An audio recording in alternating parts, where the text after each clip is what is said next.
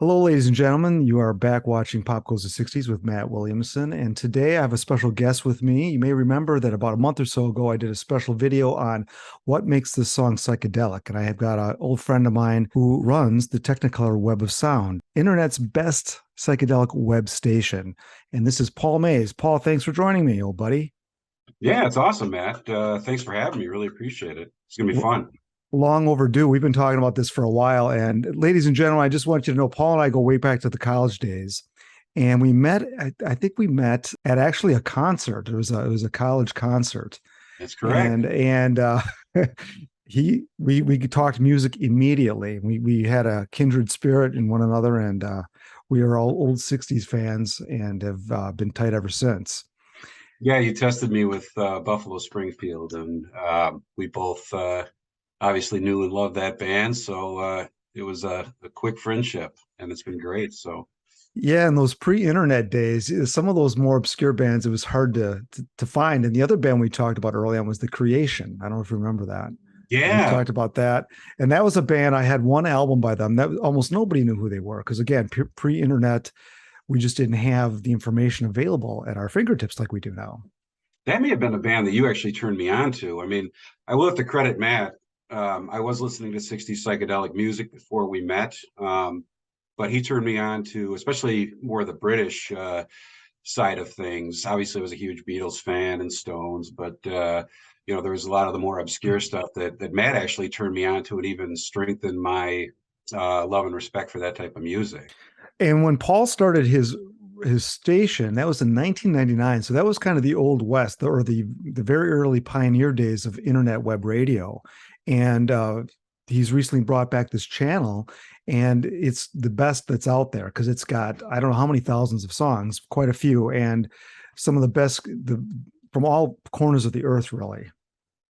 Yeah, yeah, primarily North America and the UK songs. There are about 4,000 songs on the station total, and then we intersperse with authentic commercial breaks and DJ talk from the 60s. So it's really trying to create a time capsule, of that time period, and really kind of immerse people into not just, hearing random songs. I mean, it is actually a orchestrated design playlist that literally goes Mhm. back until 1999.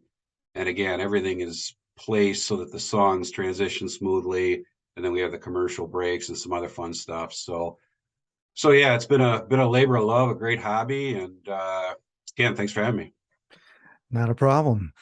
So let's get into it here. So psychedelic music has been we've been big fans of it for a long time and traded many a song. And I wanted to give people an opportunity to hear some of the stuff that's on your station. And some of it's, we're going to talk about a couple of pretty obscure bands today and a couple not so obscure.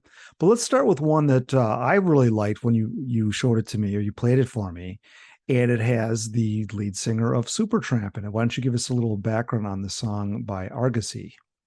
Yeah, so it's really considered. So the band on the record is called Argosy, and it's a brainchild of Roger Hodgson. It's really a Hodgson solo single, and the A side is actually a song called Mr. Boyd. It was his first recording, but the B side is a song called Imagine, and it's not obviously the Imagine that John Lennon did years later. This was released in the fall of 1969. So yeah, just a real dreamy. It does reference the Beatles indirectly at the end, and kind of has a hypnotic beat to it, and some cool complex orchestration in the background. So yeah, really like the B side, Imagine, and it's a highlight in my mind on the station. And one of the things that is interesting about this track is he was hanging around with quite a lot of studio guys, one of which was Reginald Dwight or Elton John. Yeah, absolutely. Yeah, thanks for reminding me on that. And then we have Caleb Quaye, who I play a few songs from Caleb. I think we're gonna play those next, just to kind of show how these songs kind of interconnect with each other. And then Nigel Olsson, drummer, and both obviously Caleb and Nigel went on to be in Reginald Dwight and then Elton John's band in the early 70s.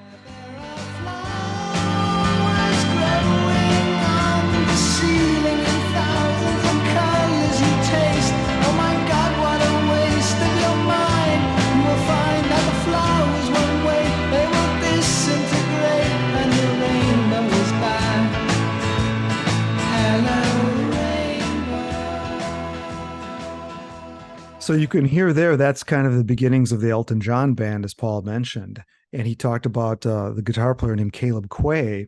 And Caleb he had been around a little bit prior to this, doing some recording on his own. He released a 45 in 1967 called Baby, Your Phrasing is Bad. And this song I had gotten the other side of the song on a compilation. That song is called Woman of Distinction. And these are just two great gems from the psychedelic era. It took us, I think you just mentioned that, but it took us years to find, and again, this is before YouTube, well, when YouTube was in its infancy, I guess, but to track down, and I bought the album that had Baby, Your Phrasing is Bad on it. And it was like we had found the Ark of the Covenant, I mean, it was just really fun. I mean, we'd been looking at it, looking for it for probably 10 years or so. So yeah, exactly. So I had the song Woman of Distinction on a compilation by Bomb Caruso, which was, I think, the Pebbles series or something. I got that in the late 80s, maybe. Yeah, Rubble. And then we were looking for Baby, Your Phrasing is Bad. It took 10 years. Then you finally found it. You ordered the album from Europe. And it took forever to get here. And the day or the week that you got it, you downloaded the song from Napster or something online. I can't remember. No, actually what you did, so I bought the album, and it was an album. It was an LP or a vinyl. And then I actually have it back here over here. I got your album. By the way. Yeah. So yeah, and then I believe you ripped it off the turntable so that we digitized it. So yeah, I think that version, is the one that's still on the station. So a lot of I do believe that you did download it though from the internet, like right around then. After spending 10 years looking for it, finally spending all that money getting it. But that's just the age of information we live in now, and it's so easy to find all these super obscure tracks. So we're gonna play one of these sides here for you now.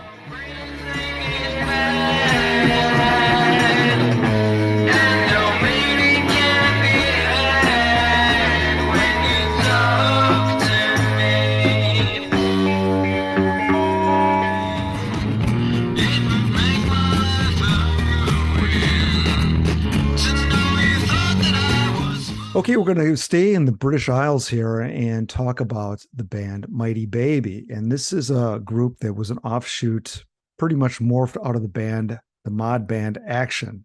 So Paul, why don't you take it away with Mighty Baby? Yeah, I just love the name. I mean, Mighty Baby. Yeah. It's classic. Right. So they have some great tunes. They came out with a one LP in late '69, and in particular has a great song called House Without Windows on it, where it just has a great guitar that just kind of flows through the whole lead guitar that flows through the whole song, and incredible bass, in my opinion, that just lays down a really solid track. And I, like you said, the Action is a favorite of mine. Play a lot of Action on Tech Web Sound, and just to find that evolution, which is a pretty, as they evolve from the Action to Mighty Baby, it's a pretty different sound. So yeah, but nonetheless great. Yeah, I would say the sound is akin to like the Action, that their earlier kind of R&B sound was always pretty poppy, but then they got into kind of a psychedelic sound in '67, and then like the Beatles by '69, they were doing like Come Together. I would say the Mighty Baby stuff sounds more mature like that, a little more serious, a little longer songs, and all the stuff from the Action on through Mighty Baby's pretty good British psych, I would say. I totally agree with you. They've got the wrong house without window, in a house where no wind blows, in a house without window.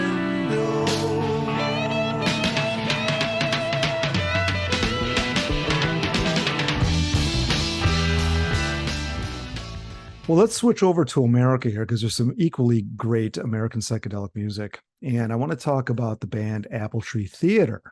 And Apple Tree Theater, for those of you who have not heard of them, was fronted by a pair of brothers named John and Terry Boylan, and with a couple of jazz players, Larry Coryell and Eric Gale. One of the biggest claims of this album is that John Lennon really liked this album. And the one thing he described it in one word, and that was weird. So, and I do have the album here. This is it right here, Apple Tree Theater. Outstanding. And it's not that, it's a little bit harder to get. This one's not in the best shape, but I do have it. And it's got, I would say it's a concept album, wouldn't you?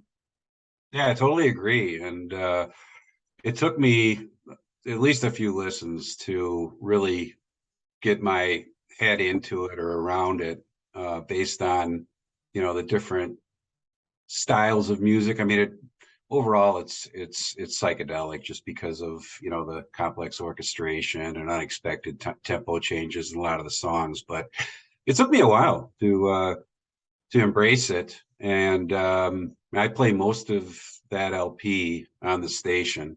Great LP. So I agree with John Lennon on that one. She's a good wife, and she's yours for your life. Don't put her down, she'll be there till you're dead. Buy her a tractor instead. Yeah, it's got a lot of real short link tracks in between, but it's generally a very pleasing listen. It's not one of these psychedelic albums that's trying to go too far out. It's got a little bit of a jazzy makeup to it, so that makes it, that's the eclectic part of it. But overall, I really like it. And go ahead, Paul. No, I was going to say that I could be mistaken, but I'm pretty sure there's some narration in that album too. A little bit, yep. A little bit. But yeah, I agree with you. It's not completely off the wall or trying to be weird, but it is weird in a great way. Yeah. Now, John Boylan, he ended up producing the Associations album from 1969. That was their self-titled album. He produced a little bit of the Dillards. He managed Linda Ronstadt and introduced her to the Eagles. He also co-produced the first Boston album, so that's a pretty big deal. So his production chops are well renowned. His brother Terry recorded a solo album after this one. I think that was about 1969, 70 maybe. And he was in LA at the time, and the guys that backed him up on that were Donald Fagen and Walter Becker, later Steely Dan. So he was helpful in helping launch them as well. So yeah, and obviously, not to get into the 70s, but we're both huge Steely Dan fans, so it's kind of cool to see that that evolution there, or connection, I should say, between the Boylan brothers and Fagen and Becker. All right, let's go on to another Boylan Brothers band here, and this is a band called Hamilton Streetcar, and this has got a very fun song on it that is featured on the Apple Tree Theater album, but is redone in a better fashion on the Hamilton Streetcar album. Paul, why don't you take it from here? Yeah, so the Hamilton Streetcar, they were a band that started 65 in the LA area. And if anybody's familiar with Lee Hazelwood and his LHI label, signed to that label, and they released a single. I think it's actually the B-side, don't hold me to it, but it's called Invisible People. I actually have a commercial from LA promoting that band because they were going to play live at a club in LA. But that was a minor hit, local hit. And then they ended up signing to Dot Records, kind of revamped the band because it was changing. Dot brought in John Boylan to kind of change the sound, make it more of a complex orchestrated sound. They were more of a punk psych band prior to that. So the Hamilton Streetcar LP came out in I believe, let's see, I took some notes here, but July of '69. So it was, getting close to the end of the decade, but they covered Brother Speed, and John Boylan again wrote the song, and just do a great job with it. It's a little more up tempo. I think it's better than the Apple Tree Theater version. And one of my, I don't know, it's just one of my things that I like is when you have like a crooning vocalist, and you've got psychedelia kind of playing in the background, and the guy is doing the yes and just, doing more of a croon type thing, but playing in a psychedelic vibe that just really nails it. What do you need? You don't believe in anything you read. Where's it going? Where's it gonna lead? Why can't you cool yourself now, brother Speed? Brother Speed. And as you can hear on the Hamilton Streetcars version of Brother Speed, it's got a nice dose of humor in it as well. So that's always interesting combination when you're combining with psychedelic music. That song, I had mentioned that Boylan, one of the Boylan brothers, had produced The Association. He also produced Russ Jagir from The Association, his solo album. And Russ Jagir also covered Brother Speed. So that song, it got covered. I mean, people must have liked singing it because a lot of people covered it. So yeah, I haven't heard that. I've yet to hear that. It's not very good. Okay. No. Never mind. Not as good. Okay, let's move on to another American band here. This is more of a band that you will recognize, and it is the Jefferson Airplane. And this is one of our favorite bands. Paul and I have seen them a couple times in concert together. And this particular song is from Surrealistic Pillow. It's called DCB 825. And this is one of my favorite breezy psychedelic songs from this era, and one of my favorite Airplane songs.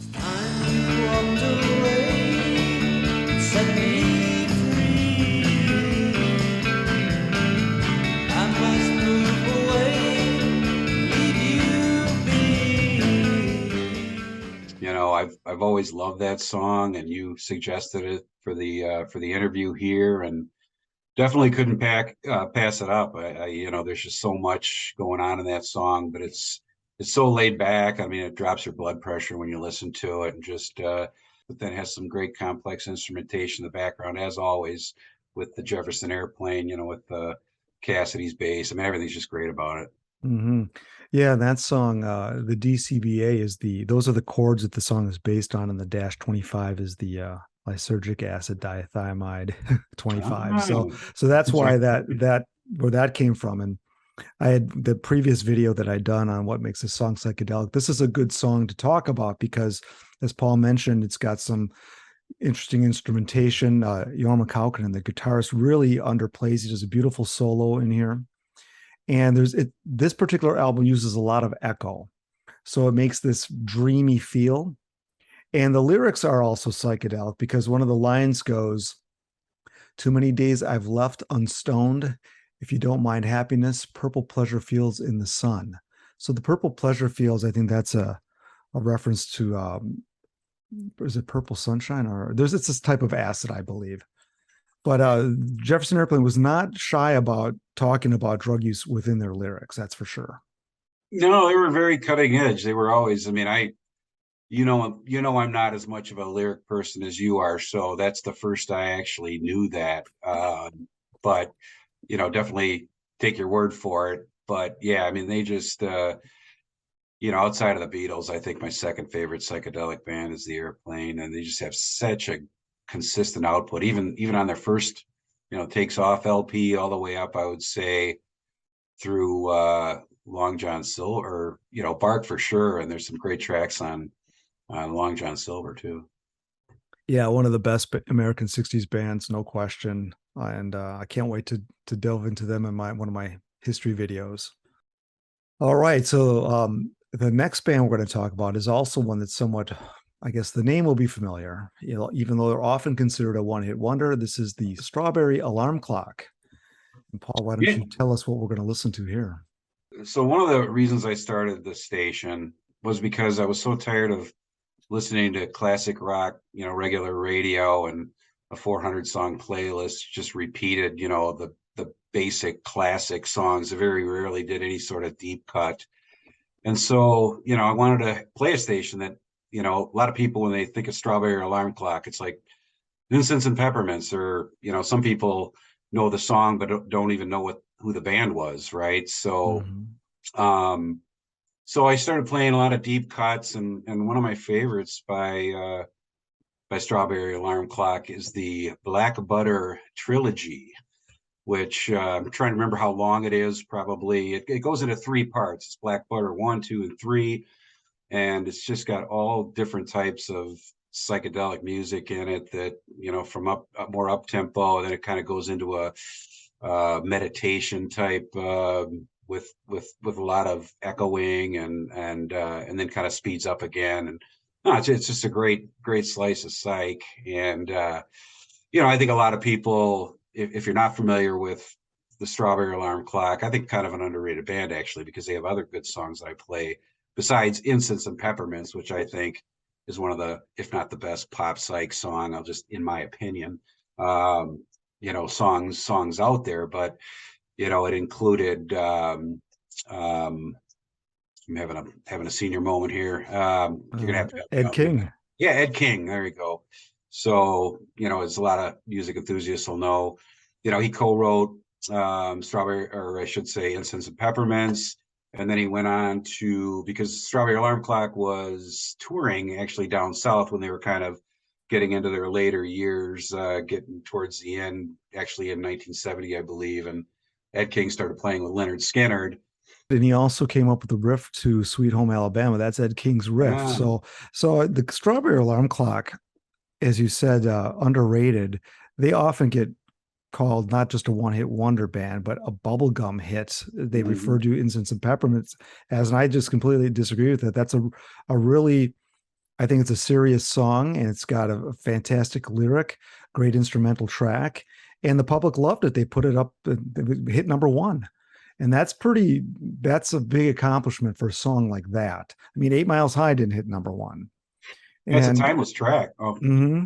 And it still holds up to this day. And like I said, one of the best, at least pop psych songs, in my opinion, out there. Mm-hmm. And they weren't a one-hit wonder. They had another hit that hit number 20. That's a song called Tomorrow.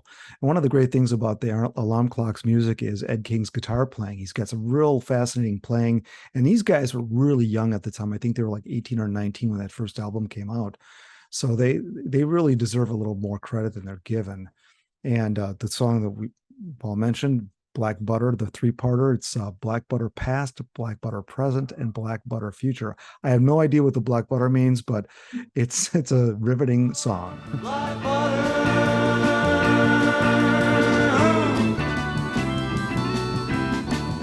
And know the meaning of black butter. La la la la la la la la la. Step outside, walk down the street.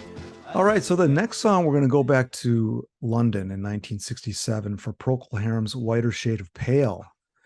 And this song, there's another one that really struck a chord during that time. I mean, it was a huge hit on both sides of the ocean here in the Atlantic. And this is another big John Lennon favorite.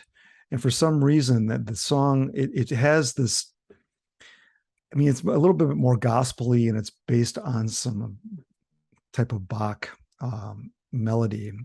So you wouldn't think it would be psychedelic, but it is. It is for a lot of people. And Paul, why don't you give me your feedback on it? Yeah, I do like a lot of songs. I play a lot of songs by Procol Harum, and Whiter Shade of Pale obviously being one of them. And yeah, I mean, it's got that. There was a surge, I think, in England at the time to do more classical, which kind of led into progressive. But I really love Gary Brooker's voice in that song, and just how he dances around the instrumentation. So again, a slower song. Obviously, most people know this song, but yeah, but it's got its own uniquenesses too, that really stand out and make it a great track. So yeah, in England, you have these soulful singers like Gary Brooker or Steve Winwood or even Joe Cocker. When they went into the more psychedelic stuff, they always got a lot of credit, as opposed to the other British singers that had the higher voice or a lot of that Toy Town stuff. That just wasn't taken as seriously.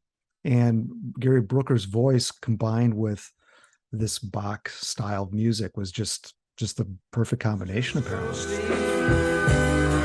Turn the whiter shade of pale.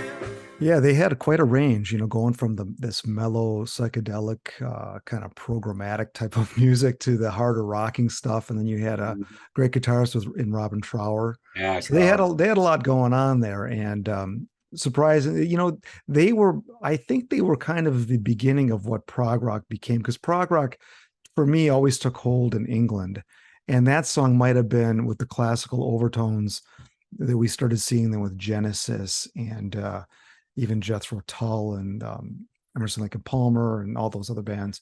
Moody Blues was probably one of the Moody first. Blues, there you go. Yeah, that's another one that would be one of the first. Yeah, you're right. Okay, we're going to stay in London here for a group called the Syn. And this was a pre-Yes band featuring Chris Squire and lead singer and writer Steve Nardelli.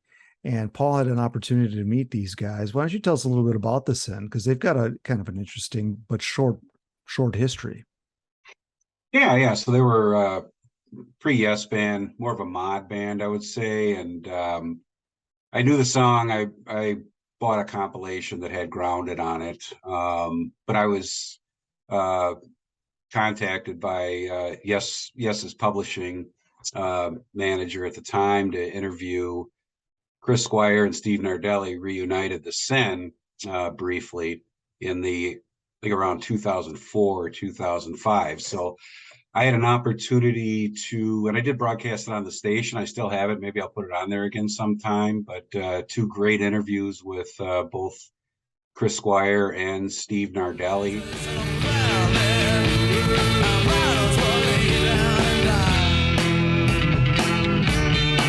So yeah, the Syn, I mean, obviously had Chris Squire in it, Steve Nardelli, but then also Peter Banks, who was the first guitarist for Yes, as the first two LPs that Yes put out were Peter Banks on lead guitar and Steve Howe didn't join until I believe in around late 69 or 70.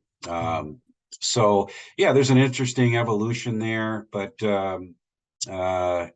Andrew Jackman wrote some of the material, but primarily, I mean, Steve Nardelli just loads of songs, and then they issued a completely original and a few original LPs in the mid to late 2000s that actually I recommend heavily. It's some really great music written by Steve Nardelli that I think is underrated and should be checked out if you're interested. One thing that just occurred to me, because you talked to Steve Nardelli, or I heard your interview as well with him, and the song Grounded it's kind of a proto-psychedelic kind of rock song, I guess you'd say. And the lyrics suggest that he's not flying, but he's grounded. There's kind of this juxtaposition between being high and being grounded. But really the song wasn't about that at all. So one of the things that I always talk about in my criteria for what's psychedelic is what the lyrics say. And the lyrics are open to interpretation, because Steve Nardelli specifically told you that he was, I think, grounded or something at home. His parents grounded him or something. That was the basis of the song. Classic. He was 14 when he wrote that song. And so, yeah, it was about, being grounded by his parents for doing something wrong. So, yeah, that's a good one. But it made it onto your station, and when you listen to it, you will know why.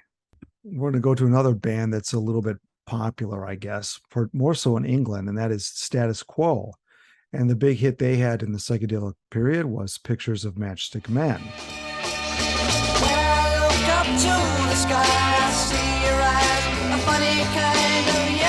There's a funny song on that. I guess I call it funny. I don't know. The band probably doesn't think it's funny, but a song that sounds very eerily similar to Pictures of Matchstick Men called Black Veils of Melancholy, which I think is just kind of the same song, only dropped a tempo, in my opinion. Yeah. Range a little bit, but they changed like 2 notes in the whole song. It's the same song as Pictures of Matchstick Men.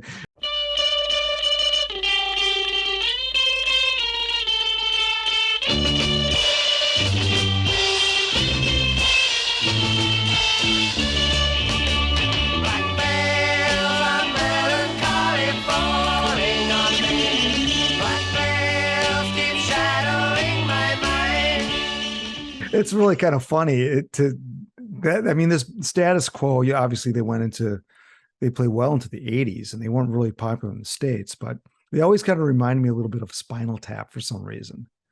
Yeah, and I don't want to rip on Status Quo because they're hugely loved and especially in the UK, and there are some great songs. I mean, I play off of that first LP, Picturesque Matchstickable Messages from the Status Quo, I believe it was called in the UK, and then I can't believe I remember that. And then Spare Parts was their second LP, but another song off their first LP, which just blew me away, was When My Mind Is Not Live.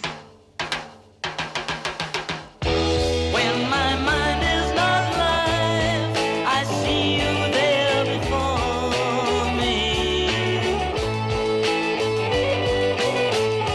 Every night in my mind. So there you have When My Mind Is Not Live, one of the standout cuts from that first Status Quo album. And we went through 10 groups there, and we played a few extra songs for you there, and because we couldn't stop talking about them. But we're going to stop there at 10 songs. And I think this is a good little sampler for people out there that are looking to get into psychedelic music. And I would suggest, I'm going to put links to Paul's station below. One of the great things about his station, he's got a bio for every single band and performer on that station. That's in, I don't know how many hundred there are, but it tells you the formation of the band, band members, what they play. So the website itself is very extensive. It's more than just the music. So Paul, do you have anything else you want to add? Yeah, let me just elaborate on that a little bit. The website is techwebsound.com. And yeah, one of the primary features outside of being able to listen right away, it's a live 365 station. So you can just hit play. There's an engine right in the front page. But then what Matt referred to as a psychopedia that really goes through, I think I'm up to over 1,200 biographies of different bands and solo artists.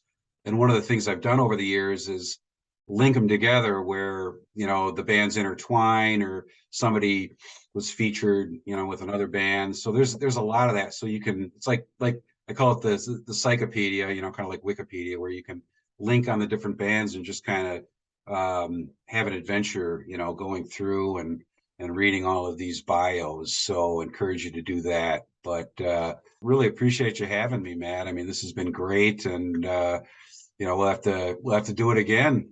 Yeah, we've had a lot of people ask about more psychedelic content, and it's very a broad area to talk about, and a lot of it affects so many different bands. Like you said, there's so much connectivity between all these bands and all these members.